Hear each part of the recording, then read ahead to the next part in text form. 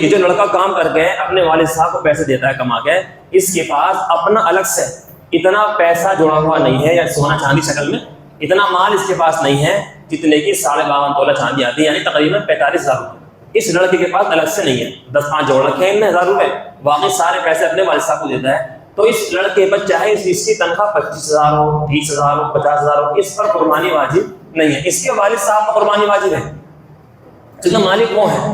جو انسان مالک ہوگا اس پر زکوٰۃ واجب ہے۔ اس کے پاس تھوڑے سے پیسے ہیں، باقی سارے تو اپنے والد صاحب کو دیتا ہے، ان کے اوپر واجب ہے۔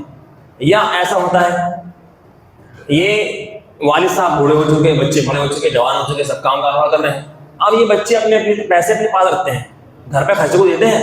والد صاحب کے پاس یعنی اپنے انہوں نے شادیاں ہو چکی یا نہیں بھی ہوئی، بچہ پیسے کما کے اپنے پاس رکھتا ہے، تھوڑے بہت خرچے کو دے دیتا ہے۔ والد صاحب کے پاس اتنے پیسے نہیں ہیں جتنے پہ قربانی واجب، سمجھے کتنے پہ قربانی واجب ہوتی ہے؟ سمجھ گئے؟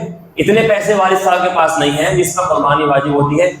یہ تو ان کے اب کیا کرتا ہے لڑکا، خود کماتا ہے، اس نے 1 لاکھ روپے 2 لاکھ روپے یا سونا چاندی کی شکل میں اس نے جوڑ رکھا ہے پیسہ، اپنے کام کر کے تھوڑے بہت والد صاحب کو دیتا ہے۔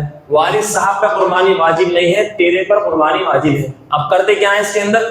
نام کے لیے کہنے کہ یار قربانی نہیں کری، اپنے والد صاحب کی طرف سے قربانی کر رہا ہے۔ یہ ہمارے یہاں بڑی غلطی ہے، والد صاحب کی طرف سے قربانی نہیں ہوگی، قربانی والد صاحب کی طرف سے نہیں ہوگی، قربانی تیرے اوپر واجب ہے۔ تیرے والد صاحب پہ اتنا مال ہے ہی جس پر قربانی واجب ہوتی ہے، تو نے جوڑ رکھا ہے، بھلے تو ساجھ میں رہتا ہو لیکن جوڑ رکھا تو نے ہے، اس کا مالک بھی تو ہے، تو قربانی تو اپنی طرف سے کرے گا، اپنے والد صاحب کی طرف سے نہیں کرے گا۔ اگر والد صاحب کی طرف سے تجھے قربانی کرنی ہے تو پہلے ایک حصہ اپنی طرف سے کر جو تیرے اوپر واجب ہے، اب دوسرا حصہ اپنے والد صاحب کی طرف سے کر سکتا ہے۔ اگر اس انسان نے ایسا کیا، اپنے طرف سے نہ کر کے اپنے والد صاحب کی طرف سے قربانی کر دی، ورنہ لوگ ہوتا نا لوگ کیا کہیں گے، قربانی نہیں کری انہوں نے، اس نے قربانی ہو جائے گی ثواب بھی ملے گا، لیکن جو اس کے اوپر واجب تھی نا یہ اس کا گنہگار ہوگا۔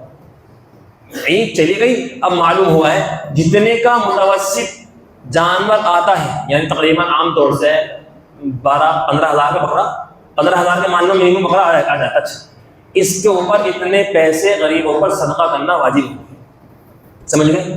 اگر میرے اوپر واجب ہے تو پہلے میں اپنی طرف سے کروں گا۔ ایسے لوگ کیا کرتے ہیں، مرحومین کی طرف سے قربانی کرتے ہیں، مرحومین کی طرف سے قربانی کرنا بہت اچھی بات ہے، کر لیں، لیکن جس کے اوپر قربانی واجب ہے پہلے اس کو اپنی طرف سے کرنی پڑے گی، پھر اس کے بعد اپنے مرحومین کی طرف سے جس کی طرف سے چاہے کرنا کر سکتا ہے۔